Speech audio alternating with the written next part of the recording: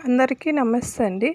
మన ఎస్కే తెలుగులో ఈరోజు త్రిక సంధి గురించి తెలుసుకుందాం.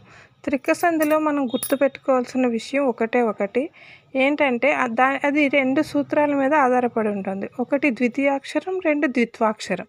ద్వితీయాక్షరం అంటే ఏమిటి? ఒక పదంలోని రెండవ అక్షరాన్ని ద్వితీయాక్షరం అంటాం. ద్విత్వాక్షరం అంటే ఏంటి? ద్విత్వాక్షరం అంటే ఏ అల్లుకి అదే ఒత్తు కనుక ఉంటే దాన్ని మనం ద్విత్వాక్షరం కింద పరిగణిస్తాము. అయితే ఒక పదంలో మనకి ద్విత్వాక్షరం అయి ఉంటే అది త్రిక సంధి అని అంటారు. అసలు త్రికం అంటే ఆ, ఈ, ఏ ఈ 3 అక్షరాలను కలిపి త్రికం అంటారు. త్రిక సంధి సూత్రం వచ్చేసి త్రికము మీద అసంయుక్త అల్లునకు ద్విత్వం బహుళమగునని చెప్పొచ్చు. కానీ ఇదంతా గుర్తుపెట్టుకోవడం కష్టం కాబట్టి ద్వితీయాక్షరము, ద్విత్వాక్షరము ఈ 2 గుర్తుపెట్టుకోవడం చాలా ఈజీ కాబట్టి ఇదే